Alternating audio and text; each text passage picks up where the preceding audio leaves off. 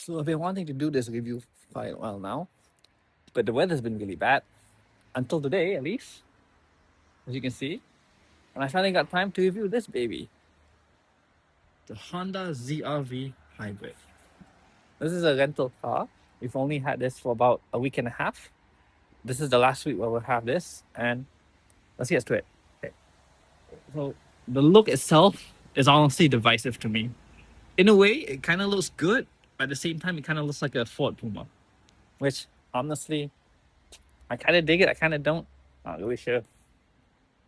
I'm not really sure what tires these ride on either. But they look like 19 inches or maybe 20s. They are Bridgestones. They've been doing really well, but they are a bit puffy.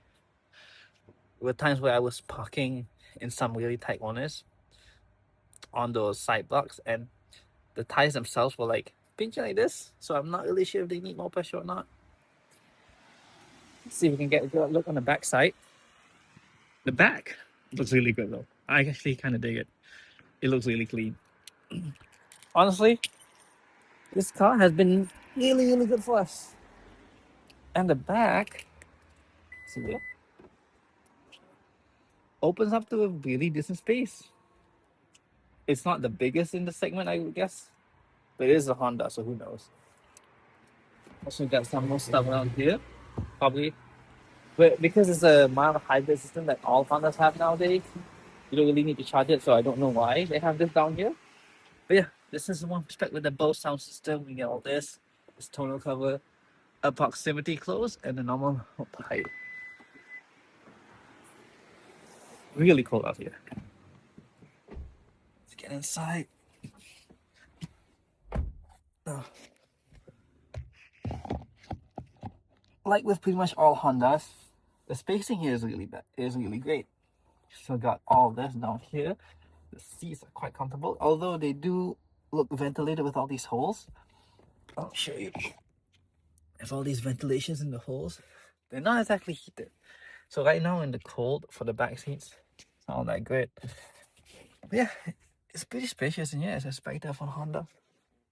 It's honestly done us really, really good for the past week and a half. We mainly decided to rent this one out because we needed the SUV space because we were moving in and out to this new home. So we had to carry a bunch of furniture that we bought. It's pretty decent and it's decently comfortable. Who opened these? It does get a bit beepy though with the safety system, especially for the seatbelts.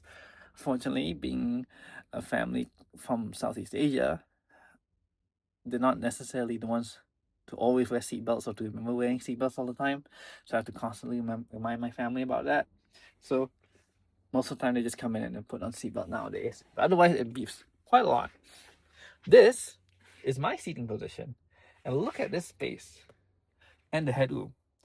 Now, I am 167 cm, which is about Jeff Nippert height. A bit taller, I guess. Maybe around the same height as Jeff Nippert if you guys are on fitness YouTube. Or about, who was that guy? Ben Shapiro's height, but a bit taller, I'm guessing. Maybe. I don't know. If you're into anime, I'm about Hinata's height from Haikyuu. Yeah, give or take. So, that being said, I do like driving really, really close. So this might actually be a bit more than most people who are about my height and drive in. Because I do really like being close to the steering wheel. Just a personal preference thing. But yeah, these speakers, this Bose sound system, you can see over there, has been really good. I actually enjoy it a lot. Unfortunately, being from Malaysia, Honda Malaysia never specs their Hondas with the Bose sound system. I think only the top spec HRV or was it CRV hybrid has that. Not even the Civic gets that, and definitely not the Honda City. What baffles me the most though is the ZRV. I think is pretty competitive in this segment. Like, look at this. This is all soft touch, except for this. This is soft touch plastic a bit. This is really soft. This not so much, though the spacing here is a bit odd. Can't really fit water bottles in there. Actually, let's move to the front now. I don't get why. Oh, I gotta move out of the way. I don't get why Honda globally doesn't sell this more. I know this is a model sold here in New Zealand and Australia, but they don't sell it in Malaysia, and I don't think they sell it in the States either. which baffles me because this car is actually really good, and I think will make a great competitor to our more local cars in Malaysia, like the X50, because it's not as big. Oh, come on. I accidentally locked it. I keep forgetting. This is the proximity lock to lock the car, and this is to unlock it. There we go. Okay. Look at these. I kind of like that. It's really nice. Yeah, this comes up every single time. It's a bit annoying. Yeah, okay. Oh, this works. Even when the car isn't on.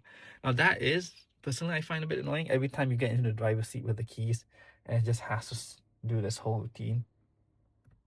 But other than that, up here is actually quite good. Yeah, where was I? Yeah. I don't get why Honda doesn't sell this everywhere. I get why they won't sell it in America because it's a too smallish SUV for the American taste. But then again, Mazda sells the CX-5. And I think this is about better than the CX-5. I don't think the CS5 has a hybrid now, but this is pretty good. Now it doesn't drive as good as the CS5, even though there's a few drive modes here. It has eco mode, as usual, normal and sport, and the sport mode does nothing to the chassis or the steering. It's just throttle response, which is really boring. But I don't know, this is really good. I mean, it could be biased because we've had this for 2 weeks, but if they sold this, especially in Malaysia, with this Bose sound system, physically as an audiophile, I love the system. It's actually way better than a lot of the SUVs we get at roughly this size. If they sold this in Malaysia with the Bose sound system, this would be a hot seller. It would definitely outpick the X50 at least, and definitely beat out the Toyota Corolla Cross Hybrid that we have in Malaysia.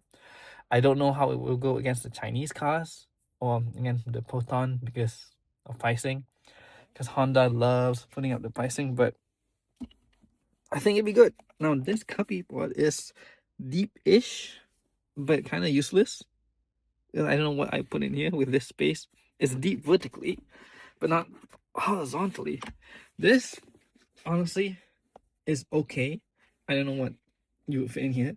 This charging port though, it does have air vents, I believe, here, and it's decently good. My only concern, maybe it doesn't have air vents, but my only concern with it is the way I have to orient my phone with it. Look at this. So I'm putting you on the charging pad right here, and this is how it's set up. It's so convenient. Like, why couldn't they just set it up maybe here? Like, put the drive modes over here or something, or maybe from the side, and then you can just put your phone here. It'd be so much easier to access. Man, the brake hold though was great. The drive modes were great. This, even though I've been driving it for a week, still feels weird. The reverse goes like this, and then the drive goes like this. I get it, like it saves up space, it makes it look clean, but you could just given us a nibble that would actually be more natural in a way, like the way Porsche sets it up, or just do what the Germans are doing, or at least Mercedes does, where you just change the gear over here. That is way more convenient. As someone who drives a BYD and a Mercedes at home in Malaysia, it's so convenient, it's so easy. You just get used to it because you can just pop like that, and you can just change your gears. Now this, I think it's an auto dimming because we have these things on these sides, but the mirror works great though. So you can see me here. This is nice, pretty convenient, especially if you own the car. You can put cards here.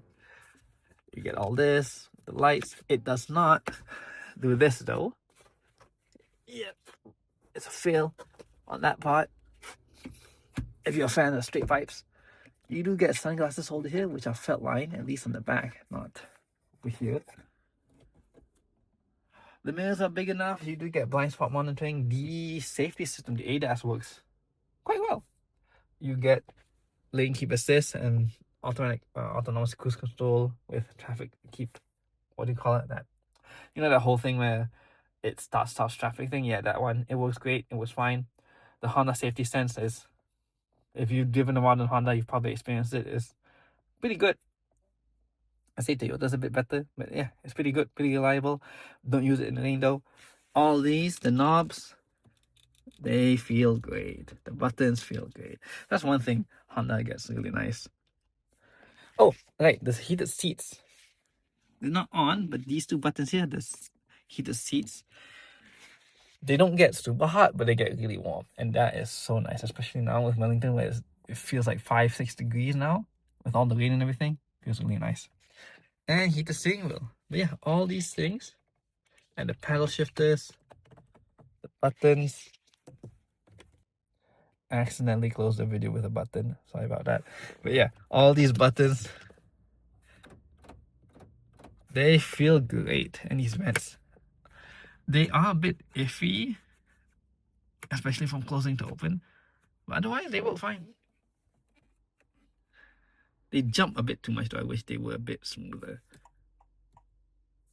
One thing I do... Oh, right.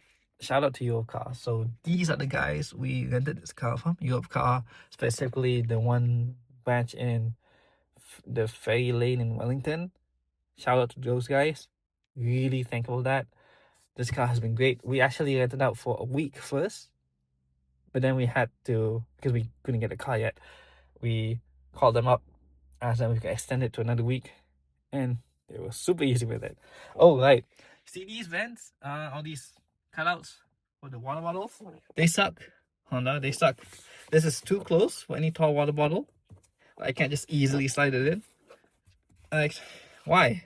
If you could just make this a bit deeper or this a bit further, you could easily slide 500 milliliter water bottle or something. Because the bottles here are quite big, so it's a bit inconvenient. And this, I get why, because you can easily just grab this and it is comfortable to grab.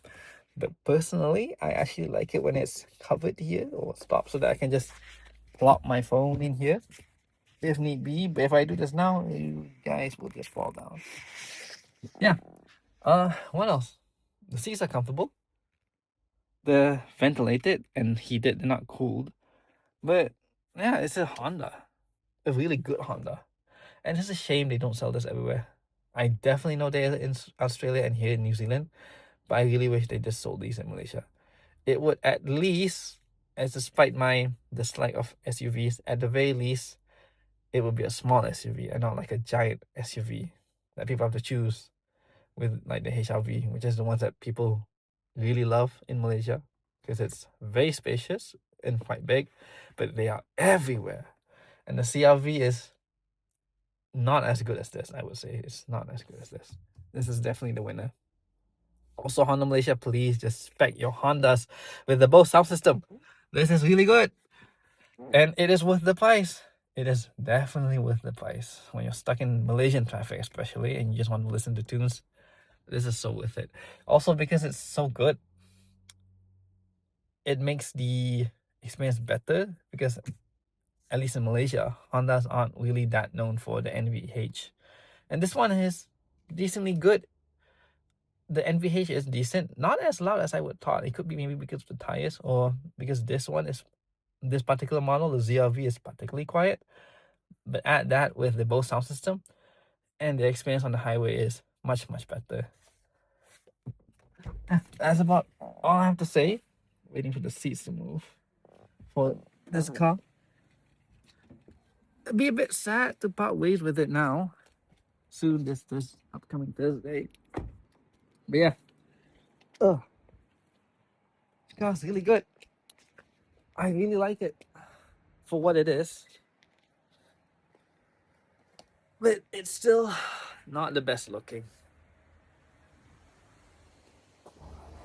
This is a face only a mother could love. Alright.